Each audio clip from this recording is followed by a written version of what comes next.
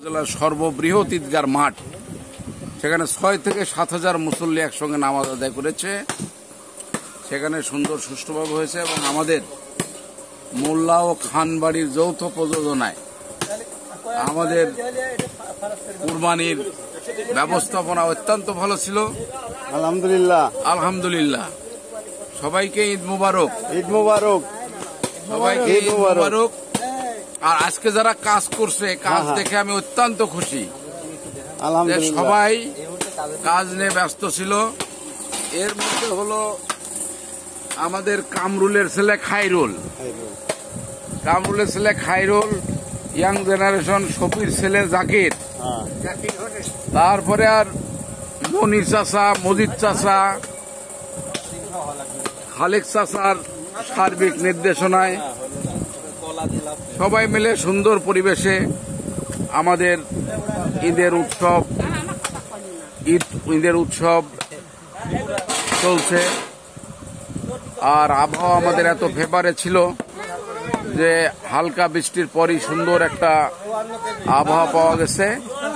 সবাই মিলে সুন্দরভাবে সুন্দর ঈদ উদযাপন আমাদের হচ্ছে।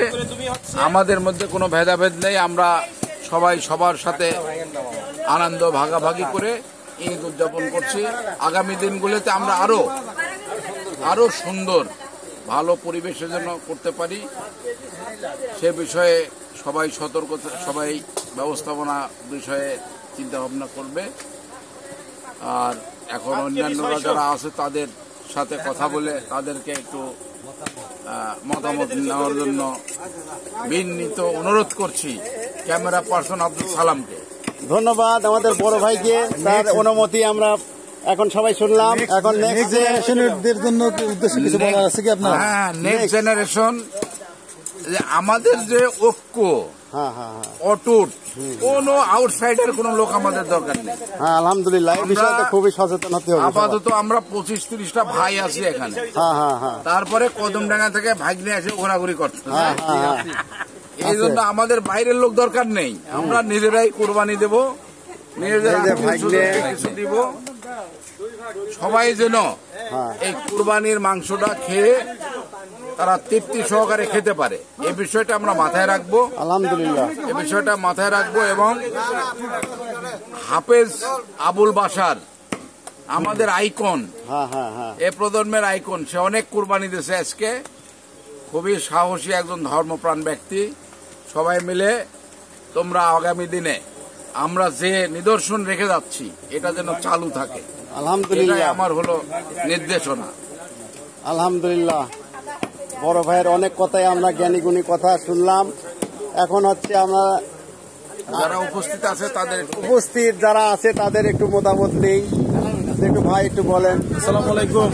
ওয়ালাইকুম সালাম। অনেক সুন্দরভাবে আজকে ঈদ পালন হলো। মাঝখানে যদিও হালকা একটু বৃষ্টি হয়েছিল, তারপরেও আমাদের আয়োজনটা অনেক সুন্দর ছিল। যেটা আমরা আমাদের সমাজ না, আমরা পারিবারিকভাবে আমরা আয়োজন করি বা কুরবানির আয়োজন আমাদের পরিবার মিলে, আমরা পরিবারের সবাই এখানে উপস্থিত আছি। খুবই সুন্দরভাবে বাবা, চাচা, ভাই সবাই মিলে আমরা আনন্দ করলাম আজকে। সবাইকে ধন্যবাদ। ঈদ মুবারক। ঈদ মুবারক আমাদের ভাইকে, ঈদ মুবারক। এখন এই যে এখানে যারা দর্শক আছে, এই যে যারা কাটাকাটি করছে, সারাদিন পরিশ্রম দিচ্ছে, সবার কাছে আমরা কৃতজ্ঞ থাকবো।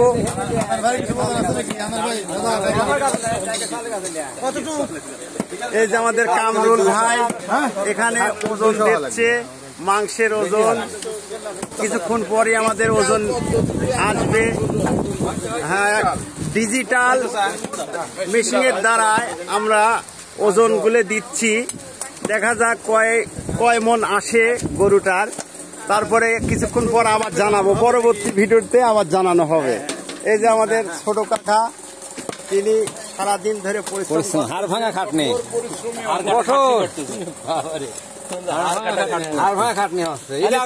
খালি কুবাই যাচ্ছে খিচুড়ি খায়া, তারপরে 7 আপ খালি লাগিয়ে গেছি, লাগিয়ে গেছি দোস্ত কাটবে।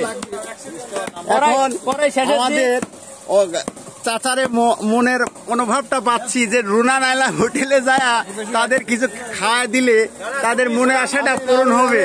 আচ্ছা, এখন আমাদের ভাইয়ের মন্তব্যটা দেখি।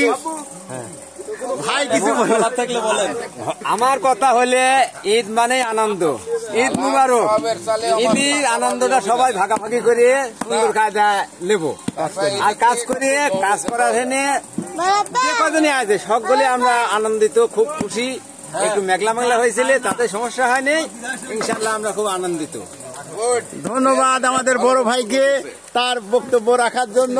আমাদের সামিয়ানাটা আছে, বৃষ্টি হয়েছিল, ব্যবস্থাপনায় খালেক খান, সার্বিক ব্যবস্থাপনায় আমাদের চাচা, বড় চাচা আছে। এই যে একটু কথা বলেন, আপনার এই পরিবেশটা কেমন লাগতেছে? পরিবেশটা খুব ভালো লাগতেছে। আয়োজন যাই হোক আয়োজন করা হয়েছে, আয়োজনটা ভালো লাগতেছে, এই হিসাবে আমি খুব খুশি। আলহামদুলিল্লাহ, আমার নেতৃত্বে সবাই কাজ কাম করেছে, আলহামদুলিল্লাহ, এতে আমি খুশি, আলহামদুলিল্লাহ।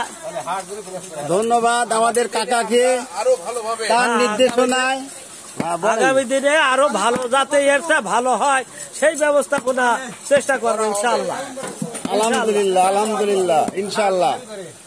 অনেক ধন্যবাদ আমাদের কাকাকে, তারা মুরব্বী মানুষ, তাদের দিক নির্দেশনায় আমরা সেটা পরিচালনা করলাম আজ অনেকদিন পর।